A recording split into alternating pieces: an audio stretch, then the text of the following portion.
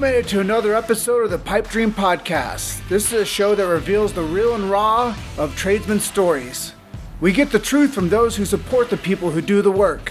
We also take a deep dive with resilience experts and those who do the heavy lifting supporting the labor force. Listen for today's tale from the trench.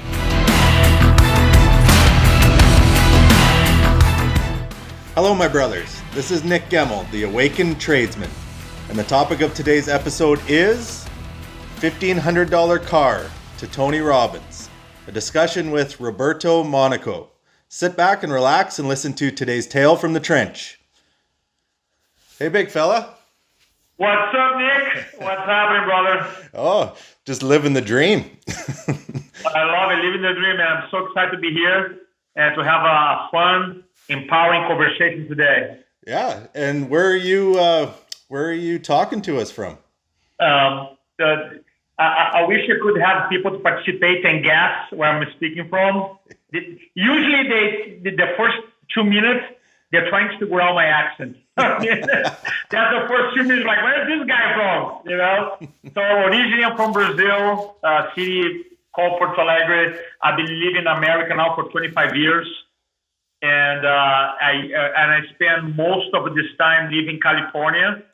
And the last 2 years, we moved to a beautiful place here in South Carolina called Mount Pleasant. So it's a little gem by the beach here. It's amazing. Sounds horrible. Absolutely. By the beach, it's funny that the area we live in is growing so fast. And some locals like, oh, we don't want all these people coming in. It's crazy. And what I do, I take pictures of alligators and keep posting to keep people away. Don't come, it's too dangerous. It's funny, man. Absolutely love it, man. And I guess, like, to bring it relevant, like, why we would be bringing on a professional speaker and now a professional speaker's coach onto the show. We deal with a lot of tradesmen, engineers, project managers, that sort of deal, and in the oil and gas industry and tradesmen, obviously. And how could your story and what you do become relevant? First, I'd like to let the audience know or if you could tell people who you are and how you got to where you are right now, I guess, and we'll tie it all together then. Yeah. So the idea is that my background. So first of all, I just want to acknowledge all the engineers and technical people here. I always have the biggest admiration for what you do because I am the totally opposite. I wish I had more of an engineer brain, more a technical brain. I don't.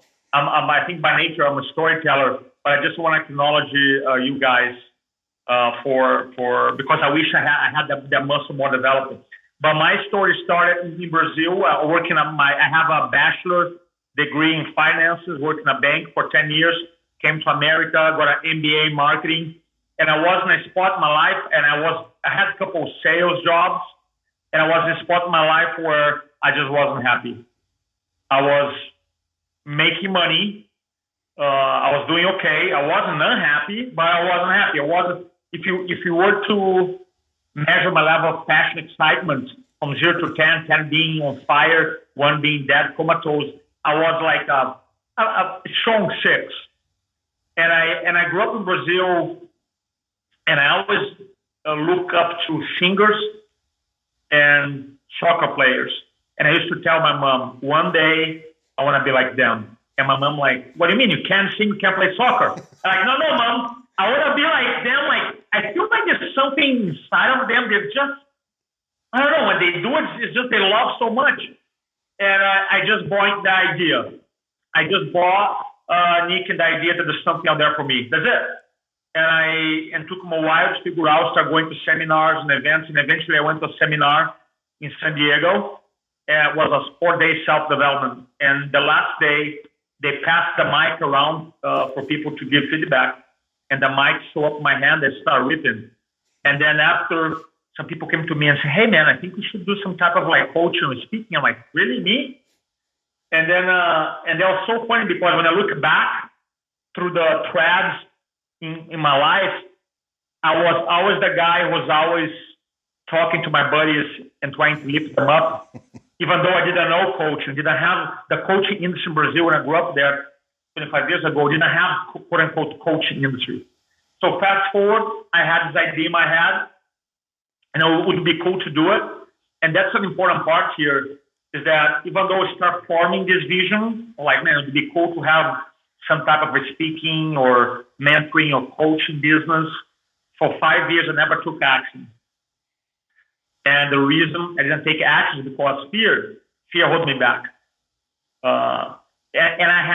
And this fear created all these limiting beliefs in my head. I have an accent. I wasn't born here. I don't have a degree in psychology. I don't know why. I really made up that one. You know what I mean? To be a speaker, I have a degree in psychology. I don't know why. Don't ask me why. This is stupid lies, and I bought into it. And then eventually, I went to another event, and then one thing led to another. I ended up meeting someone who actually worked for a Tony Robbins a company, and they had me to do an interview, which was crazy. And I remember going in the interview, and was the name of the sales manager's name was Jim Miller, and Jim said, "Man, we have one spot to become a speaker for Tony Robbins, which means that you're going to travel all year round, and you're going to be doing around 400 talks a year, 400 presentations a year, selling and promoting Tony Robbins events. But I don't know if you can do it because you have this fake accent." And I remember when he said that, I said, "Look, I'm not going to be your best speaker because English is my third language. I'm from Brazil. In high school, I studied Spanish. I'll be your number one guy. I'm going to outwork everybody." And he gave me a chance. Yeah. And that's the cool part about it. Then I started my journey. So then I sold everything and started traveling in America. I live in 16 different places, and I was doing 400 talks per year, you know, which led me to believe a couple of things, which is really important here. Most of engineers and technical professionals, okay, very important. Mm-hmm.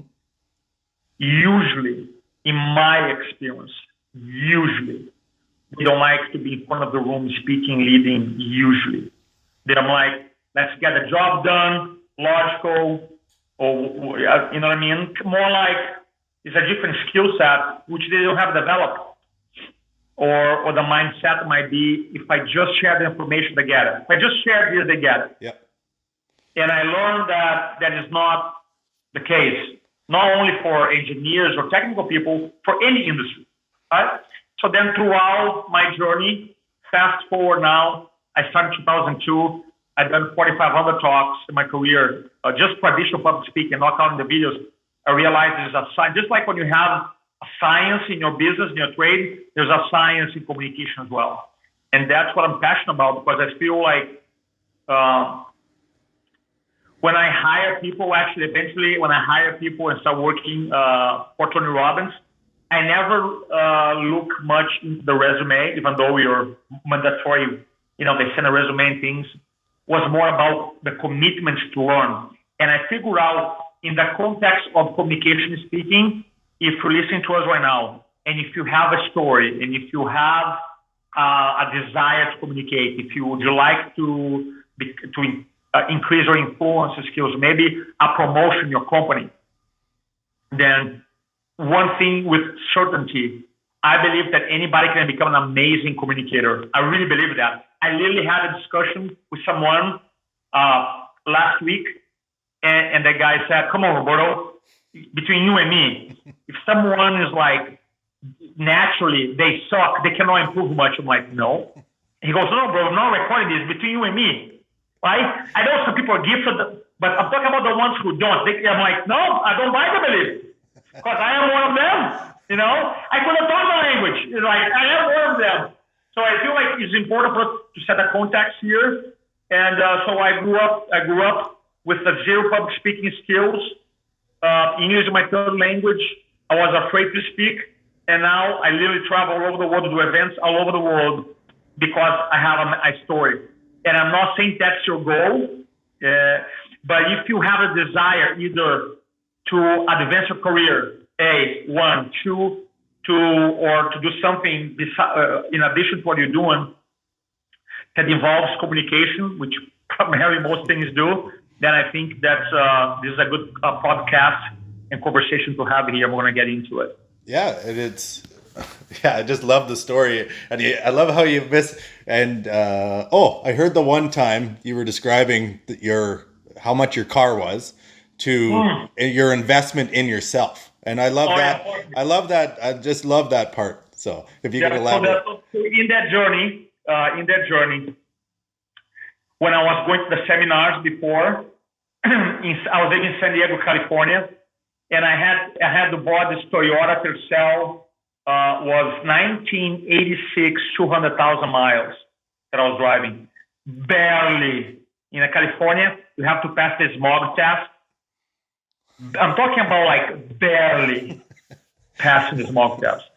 I mean, I'm like $1,500.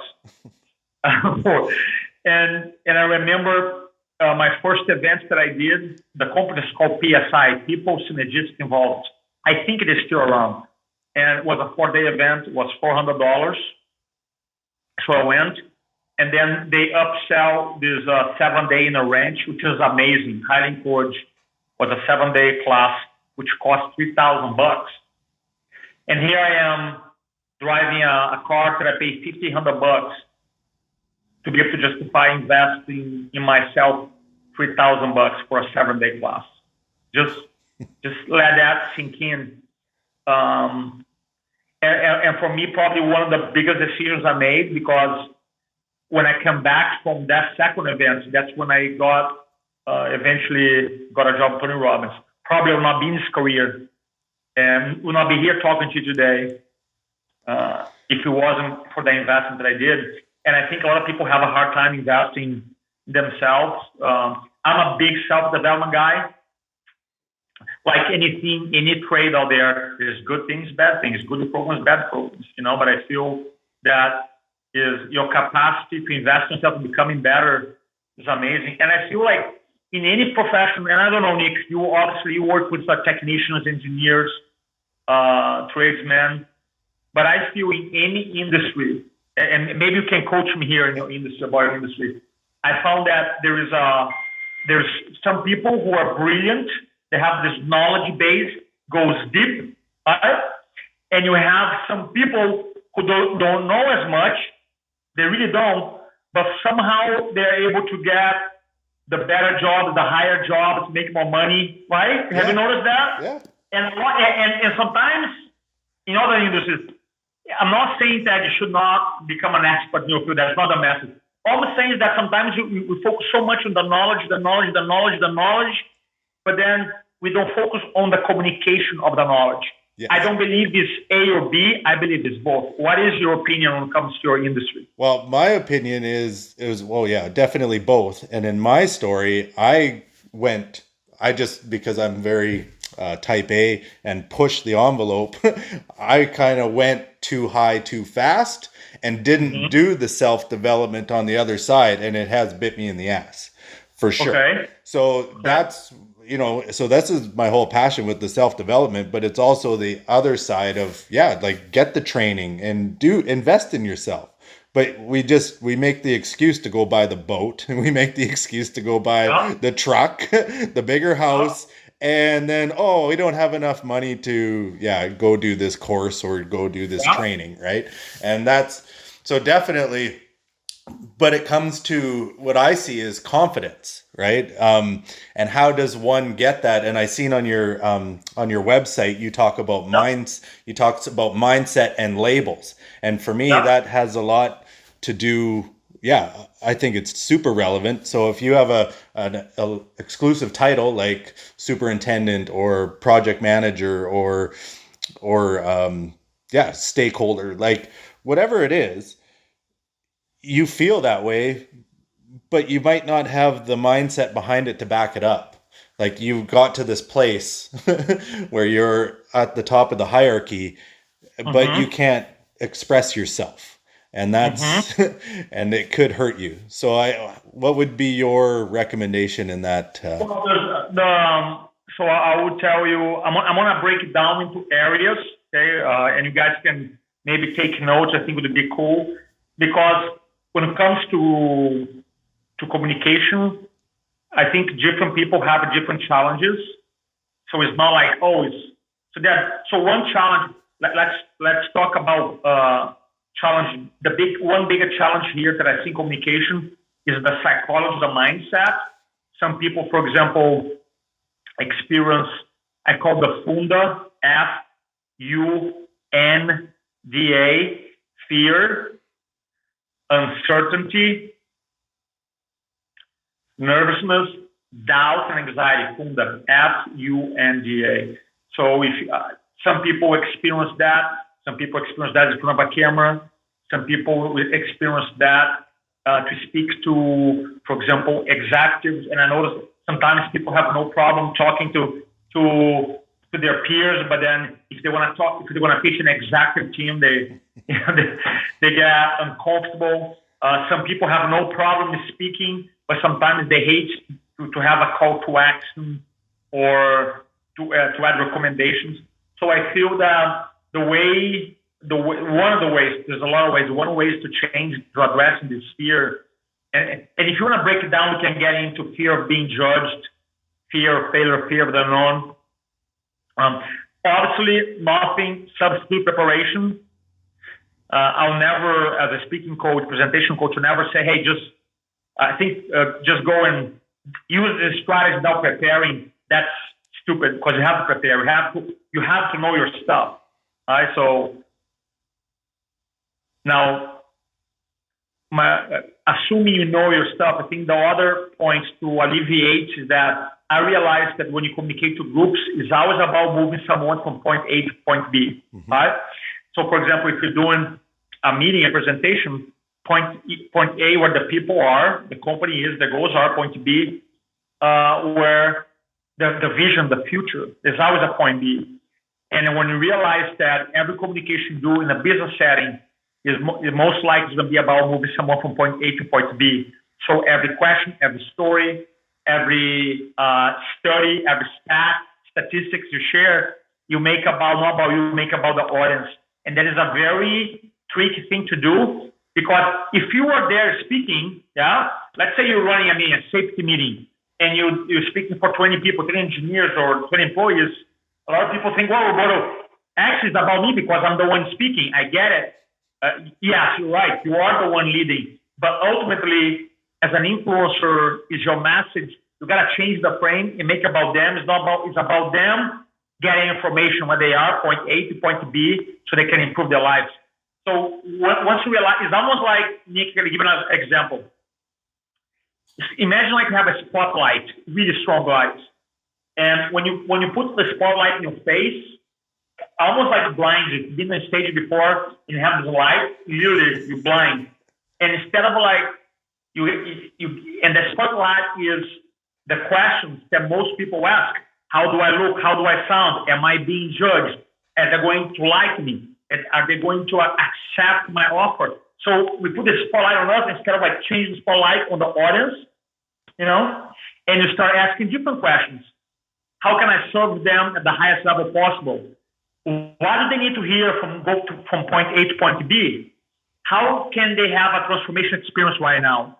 So the moment you start shifting, it's about me to change the spotlight on them, then eventually it's almost like, you already, as a communicator, you already know that stuff is about them. It's about you moving them from point A to point B. So that was really helpful for me in my career in the beginning, because I was so self-conscious about my accent. And I was making about me instead of like shifting and make about them. So that's one part, the biggest part, if you're starting there. Like even when you do a close, when you close for something, if you're selling or promoting something, even if a lot of engineers go to board, I don't sell. You're always selling. I call idea selling. You're selling a concept. Yep. You're always selling. And a lot of people, sometimes they're quote unquote great teachers, but they shy away from the offer, the close, the next step to take. And I always tell people that is the part that you got to be super excited about it. So. Oh, I think that's super relevant where the selling. I love that because a lot of people, a lot of people walk into meetings that when they're not presenting, and I've been to so many, right? And you're already falling asleep. We touched on this a little bit pregame, right? But you're already falling asleep because you're thinking about what you have to do after and all of the other stuff. Like, okay, here's 20 minutes of my life I'll never get back. And to be able to reframe that as the speaker and get people engaged, man, that's what that's what I'd love to see. I tell a quick story. A couple years ago, I was doing a presentation in New York, and it was a big event. There's different speakers, and I was scheduled to go 8:00 a.m. So I show up, in the hotel the night before, go to the event 7:00, and then the meeting organizer said, Roberto, we have you 8:00 on room A, and you have another speaker on room B. And I forgot to tell you, your presentation is not CE, that means continuing education, and the other presenter is CE. And by the way, I knew everybody's going to go to the other speaker. I'm like, damn it, now you just told me that. And then she goes, well, but I have some news. I'm like, what? That speaker got sick, so now everybody who came here for the CE class is going to go to your class, right? Which is 8:00 a.m., not CE. Man, they're pissed because the participants, they woke up early to go to a CE to get continuing education credits. Now that speaker, the class is canceled, and they are there anyway, right? And the only thing they have is a business class, which is not CE. Nick, I walk in the room, literally. People in the back, newspaper open. Yeah. Not even computer open. Newspaper open. Several. The back was just newspaper. And I'm like, and I start laughing because it's not from laughing because I'm arrogant. It's just because I've done 4,500 talks. And be like, I know how to handle that. So in my mind, like, okay, let's have this. I'll just wait and see. So I open up with this story because I know that when you do live talks, storytelling is so powerful because we have these drivers which values like integrity, family, health, success. Those things are values, right? That we learn. We learn from parents, from classes, self-development, experiences. Now, drivers we all have. Drivers is almost like it's part of your biological makeup. You have drivers, 16 of them. One of them is curiosity. As a human being, you are curious about what's going to happen, right? Curiosity, what makes us human beings different than other species. One of the things, you're curious about it, right? And so that's why when you open up the story in the beginning, I don't say, hi, my name is Roberto, or today, no. They introduce me, I go right in the story. And eventually I saw people like this, the newspaper would be like, huh? Because they're curious, right? So I did my talk, 9 minutes. In the end, the president of the association stood up and said, Roberto, I'm going to do whatever it takes to approve your class for CE. So conclusion, right? Not only I flipped the audience, but I flipped the decision maker. And now in New York, one of my classes was approved 3 years in a row as a continuing education class. Wow. And that is the power of having a powerful message. Mm-hmm. And most people, Nick, the mindset's like, what I'm going to share, or what's the information I'm going to share for me is like, if people only need information, they go to Google about any topic. Yeah. Any. Now, I have a saying that I don't speak to inform, I speak to transform. I want to create an experience that is so powerful, so engaging. So one of my clients back in the day was an accountant in San Diego. And she said, Roberto, one of the hardest things in accounting is because my talk is so boring and nobody wants to pay attention. And I'm like, bullshit. It's like, I'm like, good, BS. And then I said, and now she was an awesome lady. Now you can get any topic. This is important for those who do safety classes here. You can get any topic, I challenge you, any topic, and make it fun, create an experience, make it emotional, any topic, any. I love it. Any. There's no such thing as a boring presentation. Right? It's about boring. It's like anybody. I'm sorry. My point was like, there's no such thing as a boring topic. Now I've seen boring presenters. Any topic can be fun. So, like for example, this accountant lady. I said, okay, let's find some funny stories. And after interviewing her, she told me that in summertime in San Diego, when she goes to the beach, she buys those magazines, kind of like fitness magazine or cookie magazines, and go to the beach to read with her chair. And she opened the magazine. Inside, there's a tax code. You know what I mean? But she's so embarrassed that people are gonna think like she's a nerd. So she put a cover. Oh, she's reading like a health magazine, but inside because she's a tax geek, she loves it, you know? Yeah. So it's stuff like that that's funny and is unique. So now when she speaks, people love it. My point being is like, when you're able to get let's say you've got to deliver a standard class on safety, let's say, and you cannot change that. Let's say, no, Roberto, my company, or this is a content approved by the government. Okay, I get it. But how you make the content fun? Well, you can add puzzles. You can add stories. You can ask questions. You can develop analogies, right? There's all kinds of things. You can show clips or movie clips or things of that nature that you can engage your audience, that even with the same presentation, exactly the same presentation, you can have a whole new experience. Yeah. What made me laugh by your story there and your message there was I was on just a quick little pre-job little thing. It was just, introduction, I guess, of going over some information the other day. And everybody with this transition from physical to Zoom meetings and all this stuff, right? Yeah. Everyone had their camera shut off. Every one of them. So you're trying to, it wasn't me presenting, right? But I didn't care, right? Or going through the content, right? But it's just funny how we lost that face-to-face in a matter of like 3 months. So people can barely sometimes get their message across in a physical room. And now we're trying to do it with cameras shut off. And right? So I'm like, because if your camera's shut off, what are you doing? You're on your phone, you're messing around, right? You're looking, you got a second screen here and you're doing other stuff. Man. So, okay, in going with that, how would you recommend with this new Zoom?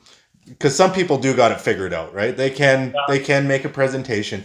So with this new Zoom world, what would be your recommendations for that? So my recommendation, I'm kind of blessed because I've been doing Zoom virtual presentations for a long time. So here's I want to give some tips. Number one, just if you are the presenter don't believe that your Zoom presentation can be as powerful, as engaging as a live event, it's not going to put the energy. And when I started doing video classes, presentations, I was actually felt a little bit uncomfortable and weird. I'm telling you, right? But I'm telling you, it can be, I'm not saying it's better, but I'm saying it can be as powerful. Okay? So a couple of things that I do.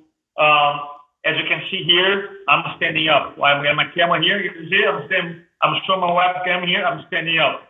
So I'm standing up because I feel, now I have a chair, I have a stand-up chair here, but if you can, by the way, I'm not standing up the whole day, but when you stand up, it's easy for you to project, communicate, there's more things you can do. So I think it's way more powerful to stand up. So what you can do, there is a stand-up desk, which is more pricey. You can build up a desk, which is super cheap. You can buy a high desk. And nowadays they have these extensions you can buy for $50. Yep. And you can extend. So when you're presenting, stand up. Number one. Number two, get a good mic. I feel like the one I use, this is my second Yeti. It's called Yeti X. And that's my second one. So buy a invest a microphone, I think is good. Make sure you control the background, so there's not too many distracting backgrounds. Okay. Mm-hmm. Now, if you're doing a presentation, I'm just going. Today is Monday, so Friday, Saturday, and Sunday, I'm doing a 3-day event for some professionals in Europe, because I was supposed to be in Barcelona, Spain, July 3rd, 4th, and 5th speaking. And now, because this whole COVID ordeal happened, we moved the class online. So I'm going to be actually speaking from 3:30 a.m. until 2 p.m. my time here. So for real, because it's 9:30 in Spain. So the idea, so how do you do it? So how do you engage people online, not for 45 minutes, for like 12 hours? Now, obviously, I'm going to have breaks. I'm going to have a handout. But what I try to do, the cool thing about Zoom, you have the, like, for example, now it's just you and me recording here. But if you're more people, I'll definitely would be asking more questions and have people to use the chat. What do you think about this? So the use of the chat is an amazing thing. The second thing, there's a button on Zoom called reactions. You know, like I just clapped for Nick here. Yeah. Hey guys, if you like this, give me a thumbs up, right? So it's kind of like throughout the whole week presentation, even if you're doing a 45-minute thing, right? Bring some people in, have some people. Hey, you can even pre-frame. I'm going to be calling during my presentation. Make sure you know how to turn your mic on and off. Make sure how to know to turn your camera on and off. So engage. So you can bring people in, use the chat, use the interaction. One of the things that most people like to do, they become a PowerPoint presenter, right? So they put as many text as possible in a slide, and then they try to read the slides, and now they just kill people. You know, there's part of your brain that's kind of like that is a switch, right? It's kind of like A or B, it goes on and off. And basically what happens is that, let me give an example to explain this better. If you're, and that's a cool experiment, you guys engineers will like this. I know you guys are hockey fans in Canada, right? So get 2 different hockey shows on YouTube. So get one hockey show playing on a computer, and get one hockey show playing different playing on TV or on your phone at the same time. No, for real, try to do that. Get one YouTube playing video here about a sports show on a computer, and got another one, a different video playing in your phone or TV. Close your eyes, try to listen to it. You know what's going to happen? You want to see the switch, it'll be like this, click, click, click, click. It's going to be like, you pay attention to this one, and then it's gonna shut it off. It's gonna be the other one. It's really crazy. What happens? Why I'm saying that, Roberto? What happens is that speakers don't know this, so they put all these stacks of information, and now the speaker is talking, and now I go into the reading mode, and I shut off what he's saying because I'm reading, right? And I'm reading. So whatever you said. So I go in this. It happens simultaneously super fast, right? So then I start listening to you again and stop reading, because most of us we think there's such thing as silent reading, right? If I put here, Nick, what is the word here? Family, right? But you have. If you try to read this here. Without or just on silence, right? Yeah. What happens is you have a voice in your mind, right? Yeah. It's your own voice. Well, notice that? And I'm waiting for you to say something at the same time to throw me off. It was weird when you did. So you're like you're reading it's crazy. You're reading your own voice. So that what happens is that. So now that's why most of our webinars or presentations, man, they just kill people. Yeah. Now, so then. Roberto, are you saying I should present without slides? No, because I feel like the way, if I'm doing a safety meeting, and if I have to show, for example, a regulation, a law, or a concept, okay, which is, they said, no, this is mandatory, they gotta know, okay, perfect, then you show. But you got to always ask yourself this, and this is a good presentation tip, okay? First thing, for your next presentation to do, for everybody listening to us right now, okay? We're going to get into presentation stuff right now. First thing you do, you outline your talk. I use a mind map software, which I actually mind map, but you can mind map with your whiteboard or mind map with just like a notepad. And then you have your points, right? You have your message. And then after, you ask yourself, do I need the slides? Are the slides going to add to my message or no? Because sometimes it's not necessary. I've done a recent event for Australia. It was myself and another speaker. It was a day and a half, and I had 4 90-minute sessions. I just had one session with slides. The other 3, I just had an outline. I sent them an outline now, and I had them to print their outline. Now they're writing, and my engagement's like super high. And I'm just talking, storytelling. So people are like super engaged, right? So there's a different way. So, and then now, if you want to use the slides, then the trick is when you have a text, let's say you have a bunch of text in slide, you ask this question. Can I substitute this text with an image? And if the answer is yes, you do it. Oh, that's awesome. Yeah. Now, the second thing is this. Can I substitute this text with image? You say no. Then the next question is, how can I dramatically minimize the amount of text? And then the last thing I do is like, can I transform this text into questions?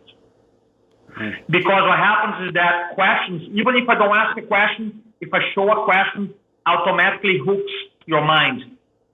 So that way, remember, you always want to be engaging people throughout, especially if you're doing virtual presentations, you know? So, microphone, stand up. I have a cam, and I can show you here.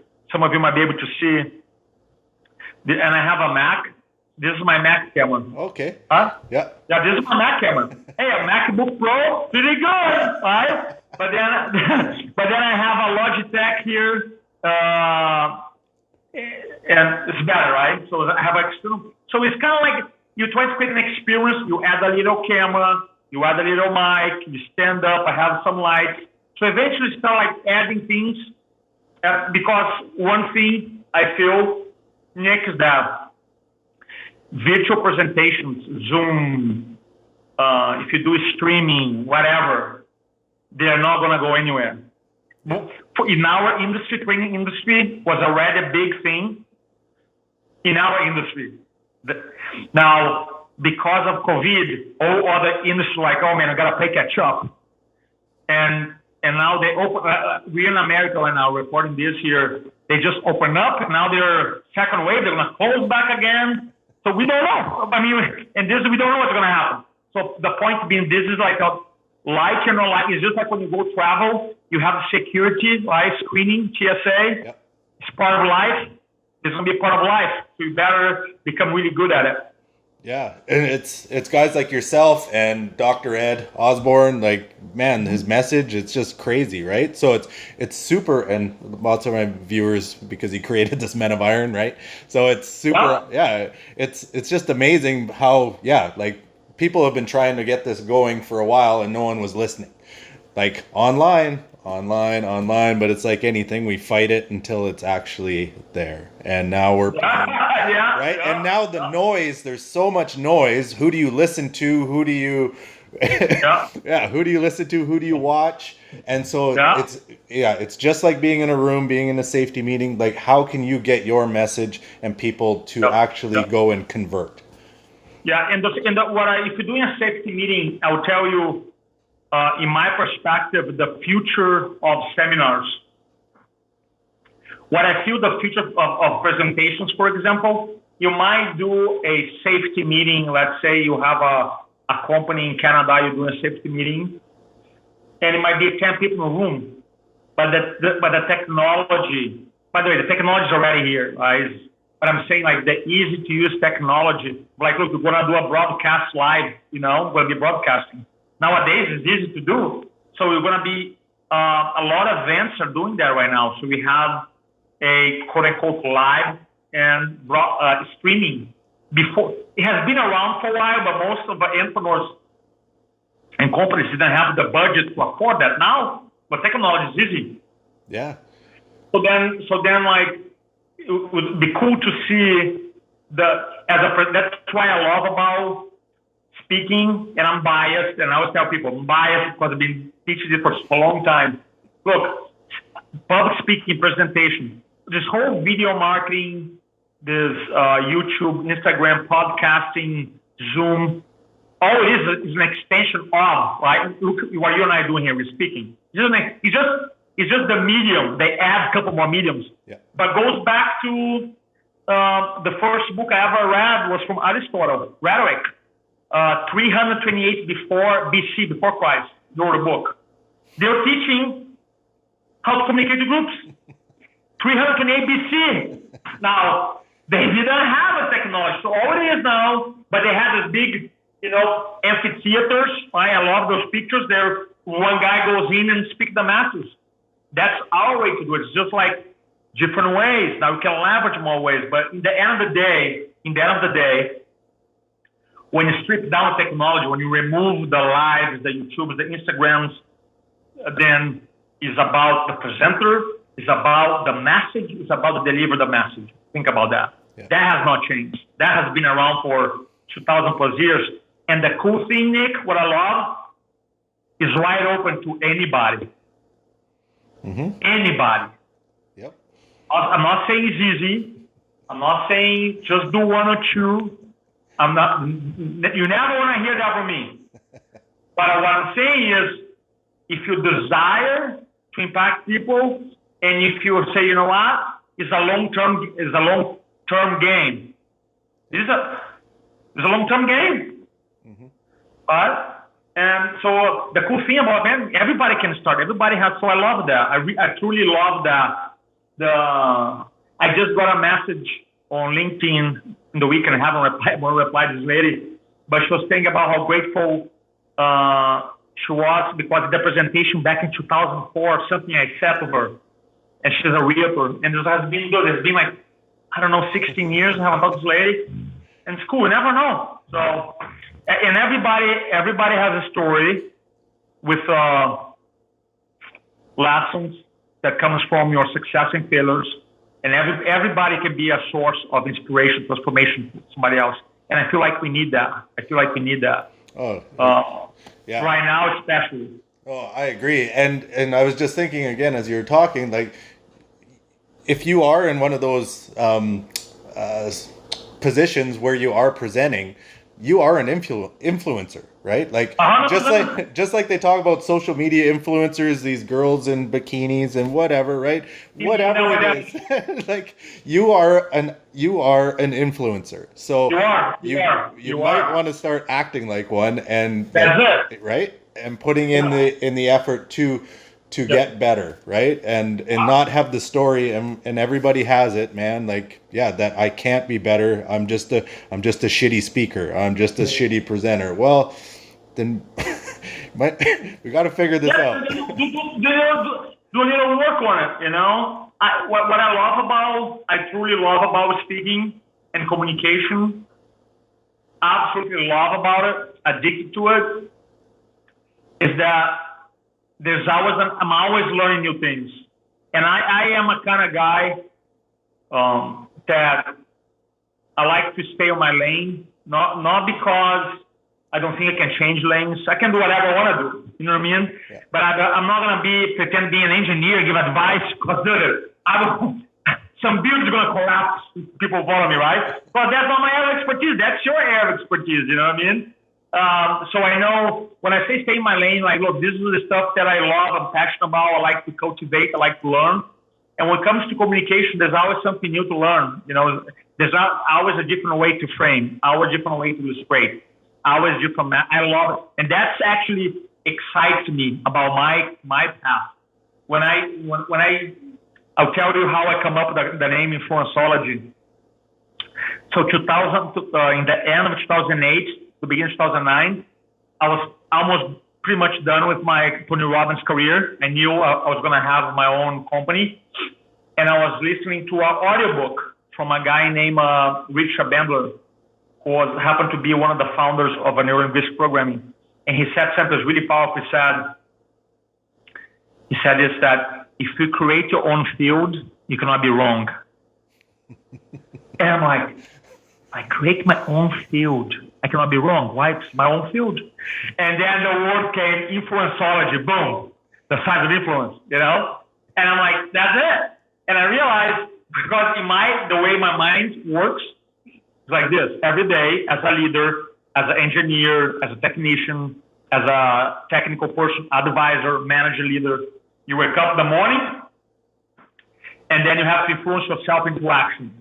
Influence yourself towards the experience, your values, your goals, your mission. Then you're going to turn around, you're going to talk to your spouse, your kids, your co-workers. You're going to be able to influence them, sell an idea, sell a product, sell a commitment, one-on-one. And the third level is when you turn around and then you influence a group through a class, through a Zoom meeting, through a podcast. So that's how I frame influenceology. Influence yourself one-on-one, one-to-many. And that's what we do. And it's amazing, man. And I want to see you in a room, like physically in a room, like, and Doyle's talked about this before, and like, yeah, you can't, this is nothing compared to, this is nothing, just your energy through the screen here is amazing. And I could just imagine just the energy in a physical room would be so much, 10x, like. We go hard. We go hard. I love it. Yeah. No, there was some really good stuff here. I guess just to close it out, I did want to ask you one last question on. Yeah. If there is a confident dude in the room, is he the best speaker? I should say, I should reframe. I want to make sure I know the answer to the question. Yeah, I should assume. So I guess if you have a room of 5 dudes and there's a super confident guy, would you assume that that's the best speaker out of the bunch? No, because I'm not saying. I want to be super clear. By the way, first time ever in my career someone asked me this question. So that's what I'm thinking. My gut feeling tells me no, because I think confidence, I can be confident, but then if I don't listen to, if I don't ask a question, if I don't tell a story, if I don't connect eye contact, if I don't listen to, if I don't read the body language, then I'm going to be effective. Now, I'm not saying that a guy who's not confident would be more effective. That's not what I said. But let's say you have 5 dudes in the room. One is level 11, and the second guy is level 10, and the level 10 guy, which is super confident too, is able to listen or ask questions, storytelling, know how to read people, knows how to go high, low, fast, slow, change modes, and the level 11 guy is just one mode. Yep. I personally put my money on the second guy, personally. Now, if someone is not the most confident, that guy is not a competition. You know what I mean? It's like, confidence, like, I want to come across, I'm not saying that, I'm just saying, like, both got to be confident, like super confident, for like the most confident, but I'm saying, like, I think confidence is one element, but then it's not only that, I think it's one of. Now, if someone knows all these communication tools and is not confident, then it's not going to do any impact, right? Because confidence got to be there. But I would say confidence combined with, so the 3 most important tools of communication, in my opinion, I'm just talking about communication, okay? You have a guy who's super confident, like here, boom, level 11. Then you combine the skill of being able to ask great questions. 2, be able to listen to it, the audience. And 3, be able to tell the story. That person goes from super confident to like this powerhouse, massive influencer. Yeah. Yeah.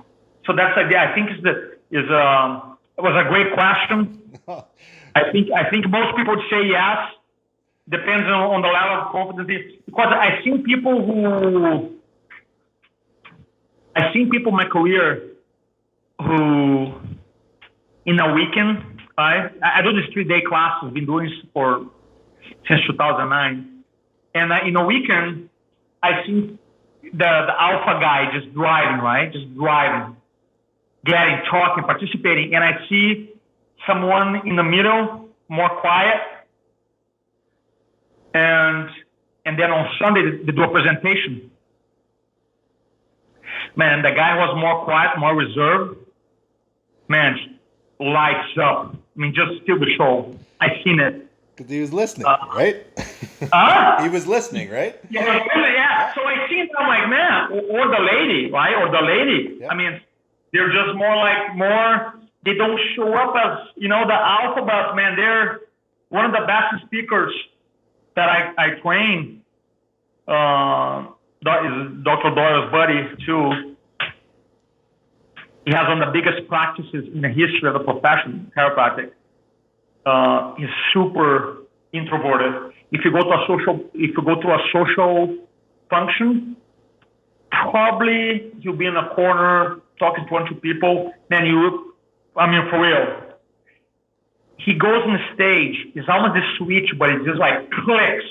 Man, it's incredible.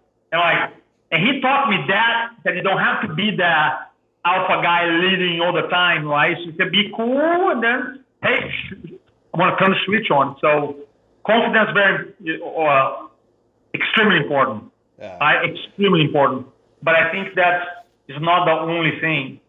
Yeah. That because I ideally, I also learned too. Last thing here, I used to show up because my background, Tony Robbins, back in the day, from 2002 to 2008, and Tony is a lot of energy, super high confidence. And I used to, in the beginning of my career, I used to show up in these meetings blasting confidence. Like I'm talking about what I'm not going to do here because the mic is going to blow up, the audience will be good. But I used to what's up, guys? Man, guys, kind of like, and I realized because I show up so high, so fast, projecting the confidence, the power. And some people go attracted to me right away, like, boom, this is my guy. And I used to alienate half the room. Because half the room was like, hey, man, this guy's too much for me.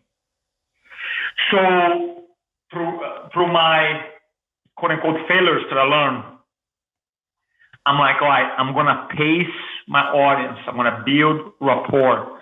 I'm going to connect with them, and then I'm going to lead them, So throughout the years, we're always learning. So it was changing by the way, internally, I'm confident, right? Internally, I am confident, It's just a different way of expressing that, so. Oh, that's great answer. I love it. And I can't believe I asked you something that nobody else has asked you, so. Ever. My first will say, of course, but then I'm like, wow, maybe I don't think it is, It was a good question. It was a great question. I never got that one before. No, I love it, man. Yeah. No, and I definitely appreciate your time, and there was so much value in there, and it's going to be great. And where could people find you, I guess? Let's go to influencology.com. Okay, awesome. Influencology.com and Roberto Monaco LinkedIn. Roberto Monaco LinkedIn. Okay, no, I love it, man. No, appreciate your time, and know you got places to be and people to influence. So appreciate that, Nick. Thanks so much, brother. Thanks so much. All right, brother. Appreciate you. Appreciate that. Bye-bye.